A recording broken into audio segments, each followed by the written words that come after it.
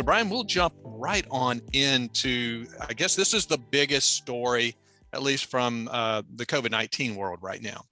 Pfizer and BioNTech have confirmed that they filed for emergency use authorization for boosters of their COVID-19 vaccine in all adults. I think if everyone remembers, the FDA and CDC have okayed use of the booster for this vaccine in certain segments of the population, older adults, people at risk. Brian, what do you think the chances are that Pfizer and BioNTech are going to win EUA for an expansion of their boosters? I think it largely depends on what the FDA wants to prevent. So if it's that the FDA wants to prevent infections, then Pfizer and BioNTech have the data to show that. They did a phase 3 study with the booster, and they showed that the efficacy was 95.6%. So that's great. It's definitely preventing booster infections. The booster is. If the FDA wants us to see whether it's preventing severe disease, then it's not really that clear because there weren't that many cases in either group. And so I don't think Pfizer didn't release any data. I don't think they have enough data to say whether it's actually preventing, the booster is preventing severe disease. So if a lot of those people that didn't get boosted, got COVID, got mild cases of COVID, then is it really doing anything is the booster really doing anything, and do the side effects justify the side effects of getting the booster justify you not getting a mild case of COVID-19? So that's the big question. Other countries, including the European medical agency, have decided that everyone should get the booster. So I think the risk benefit analysis will come down on the side of benefit, and that the FDA will probably approve it. But I think that's the thing that investors should be looking for is what does the FDA want? Do they want to prevent infections, or do they want to prevent severe disease? And Brian, I know there'll be many Americans who say, well, why shouldn't the FDA go ahead and do this? I mean, look at, as you mentioned, look at the other countries. Europe is doing it.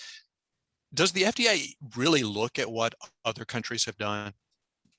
Yeah, they do talk to them, and they do, they talk to the emergency European medical agency, but they ultimately make their own decision based on what they think.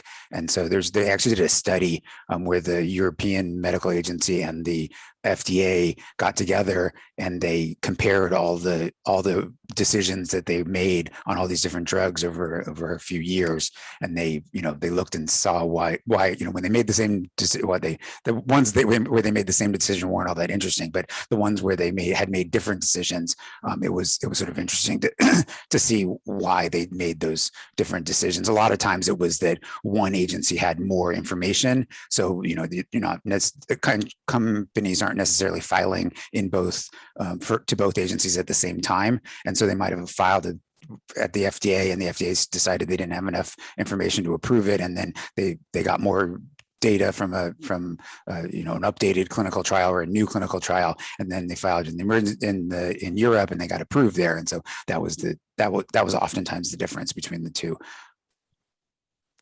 Brian, what's your prediction in terms of how these stocks might perform if the FDA does grant EUA to boosters for all adults? Will the stocks jump, you think?